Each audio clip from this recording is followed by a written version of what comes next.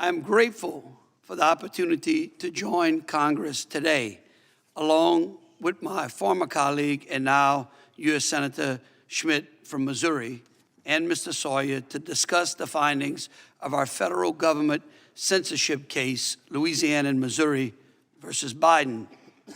Since I was sworn in as the Attorney General in 2016, I have been ringing alarm bells about big tech. In fact, in 2018, I led a bipartisan discussion of attorney generals about the dangers that I saw regarding big tech. It was a bipartisan, multi-state coalition. Back then, the big story was the election of President Trump, and some were quick to blame social media platforms, especially Facebook, for enabling fake news to spread. Then, social media was actively used to tip the scales in President Biden's favor in 2020 by censoring real news, such as the Hunter Biden laptop story, among others. Despite all of this, federal agencies have been allowed to co-opt these private companies and use social media platforms to infringe upon the First Amendment rights of Americans. Let's look at the COVID-19 pandemic. During that time, Facebook had close to 3 billion users worldwide, with roughly 124 million in the US alone. In 2021, 66% of US adults used Facebook, while 23% used Instagram. Over 500 million tweets were posted daily during the pandemic by more than 340 million users on Twitter.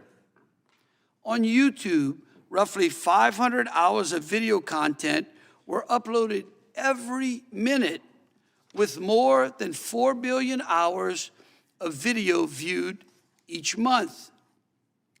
More than 72% of US adults used the platform. Why is this important? Because our lawsuit has uncovered a censorship enterprise that spans numerous government institutions and all major social media platforms.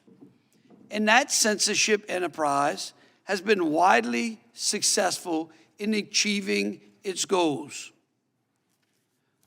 White House Director of Digital Strategy, Robert Flattery, was impressed when YouTube reported their success in reducing watch time of borderline content by 70%. This is what we found in our case. The FBI claims a success rate of 50% in getting platforms to censor content flagged as misinformation.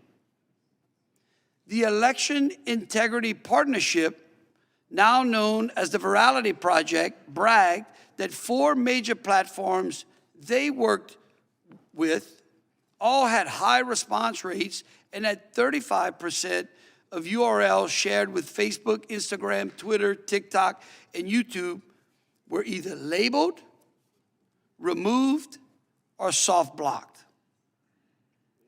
As a result of this collusion between social media companies and the CDC, NIH, NIAID, American citizens, scientists, and journalists were shadow banned, censored, silenced, and deplatformed for their valid concern about lockdowns, masks, COVID vaccines, and more. Robert Kennedy Jr., the nephew of a president, the son of the former U.S. Attorney General of this country, the nephew of a distinguished U.S. Senator who, by the way, was a Democrat, was censored. Tucker Carlson, who hosted the top-rated primetime television news, was also censored, as so were millions of Americans, while deceitful and manipulative voices like Dr. Anthony Fauci were elevated. This censorship enterprise knows no bounds, and it's not limited in scope to COVID-19 or elections. Yet many of the committee members will sit here today and say, what can we do? I say, bring the federal government to heel. No one in this chamber on both sides of the aisle should be opposed to that. And I applaud this body's efforts and the chairman for passing the Protecting Speech and Government Interference Act.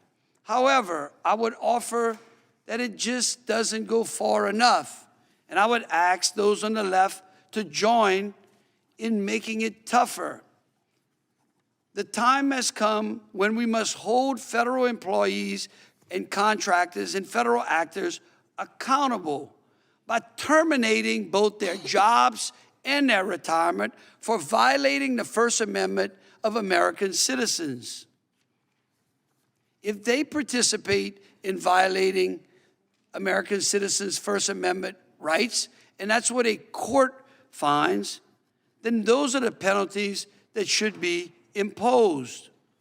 This chamber should also draft legislation that will open the pathway for legal liability for such conduct, so that American citizens have a right of action against their own government in protecting their, and I repeat, their First Amendment rights.